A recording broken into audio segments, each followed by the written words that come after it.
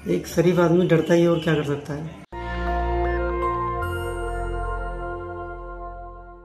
चेहरे पर चोट के निशान हैं, दिल में गहरे घाव हैं, लेकिन अपनी फरियाद किससे कहें।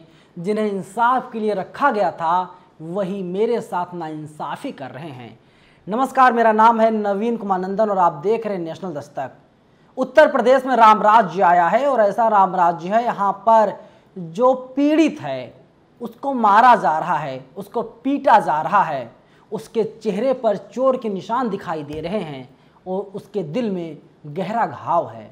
वो अपनी फरियाद किसके पास लेकर चला जाए, किसके पास जाए, क्योंकि जिन लोगों को इंसाफ के लिए रखा गया था, सही और गलत में फ़र्क करने के लिए रखा गया था, वही लोग अब नाइंसाफ़ी कर रहे हैं। मैं बात कर रहा हूँ फिरोज़ाबाद की। फिरोज़ाबाद में डीएम साहब की पत्नी पहुँच गई शॉपिंग करने के लिए। दुकानदार ने नॉर्मल कस्टमर्स तरह इन्हें भी ट्रीट किया, इन्हें कपड़े दिखाए, इनसे पैसे वसूल लिए, लेकिन डीएम साहब की वाइफ तो बौखला गई।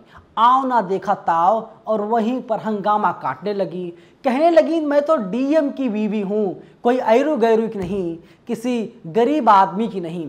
फिर इसके बाद क्या हुआ, दुकानदार ने पुलिस को बुला लिया और पुलिस वाले ही दुकानदार को लेकर के चले गए और दुकानदार को खूब मारा पीटा।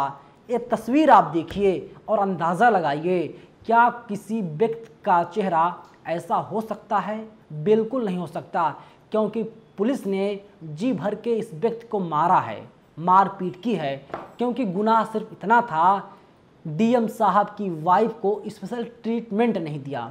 और ये घटना हो रही थी आज से तकरीबन एक हफ्ते पहले। दिन था रविवार को डीएम साहब भी अपने घर पर बैठे हुए थे।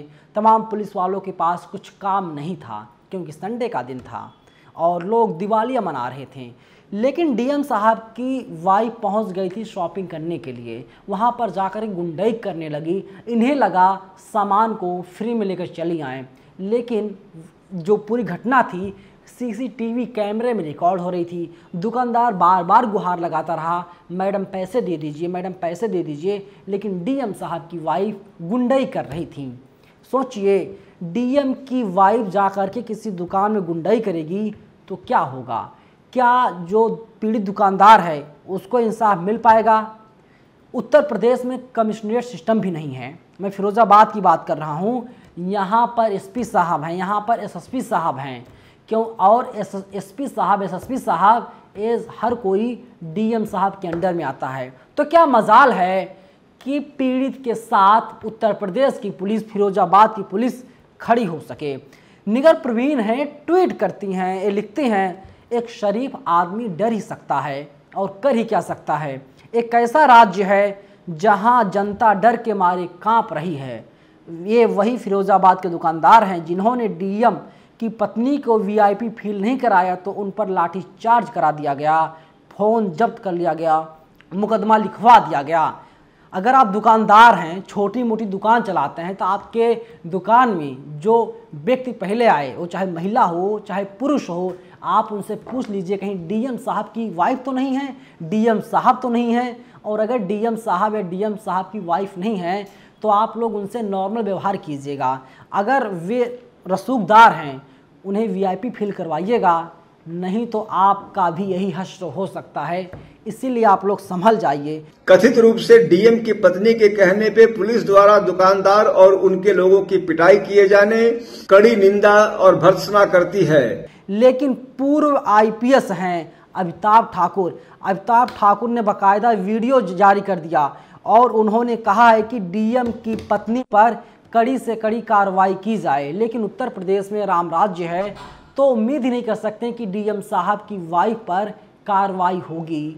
वैसे भी लगातार उत्तर प्रदेश के मुखिया योगी आदित्यनाथ से न्याय की गुहार लगा रहे हैं, कह रहे हैं कि पूरे मामले की जांच करवाई जाए और जिससे दूध का दूध, पानी का पानी हो सके। लेकिन उत्तर प्रदेश की जो व्यवस्था है, पुलिसिया व्यवस्था है, डीएम साहब की व्यवस्था है, किसके भरोसे है? आईएएस हैं साहब, इसके बाद भी सुधर नहीं रहे हैं, इसके बाद भी जो मन में आ रहा है वो कर रहे हैं।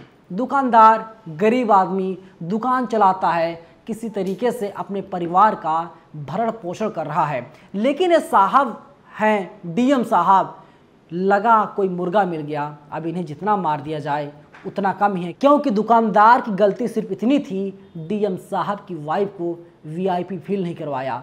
लेकिन एक खबर, बहुत बड़ी खबर है, टीवी मीडिया इस खबर पर ध्यान नहीं दे रही है। टीवी मीडिया को लगता है इस खबर की जानकारी नहीं है। वैसे भी ध्यान क्यों देगी? अगर ध्यान देगी तो जाहिर सी बात है शासन और प्रशासन दोनों पर सवाल खड़े होंगे, और अगर सवाल खड़े होंगे तो जवाबदेही तय होगी, जवाबदेही अधिकारी तय होगी, जवाबदेही मुख्यमंत्री की तय होगी, जवाब देना पड़ेगा उत्तर प्रदेश की सरकार को। लेकिन यूपी में तो राम राज्य है, ये वही राम राज्य वाले जो कहते थे जो राम को लाए हैं हम उनको लेकर के आएंगे, तो ये लोग अपने गानों में झूठ बोलते हैं। तो यहाँ पर ना जाने कितना झूठ बोलते होंगे, आम जनता को किस तरीके से बीजेपी वाले गुमराह करते हैं, किसी छिपा नहीं है। और टीवी मीडिया इसीलिए पूरी तरीके से खामोश है।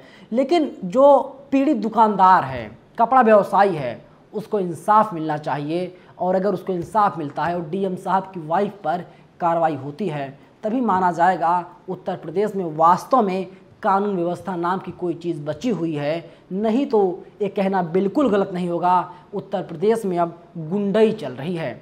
आप लोग किस तरीके से पूरी खबर को देखते हैं? आप लोग अपनी राय कमेंट बॉक्स में ज़रूर बताइएगा। धन्यवाद। नेशनल दस्तक की आपसे गुजारिश है कि अगर इसको बचाना चाहते हैं तो नेशनल दस्तक को सब्सक्राइब करने के लिए रेड कलर के सब्सक्राइब बटन को दबाएं, फिर बेल आइकन की घंटी दबाएं। नेशनल दस्तक को बचाने के लिए बहुत जरूरी है कि हर खबर को शेयर करें, लाइक करें, कमेंट जरूर करें।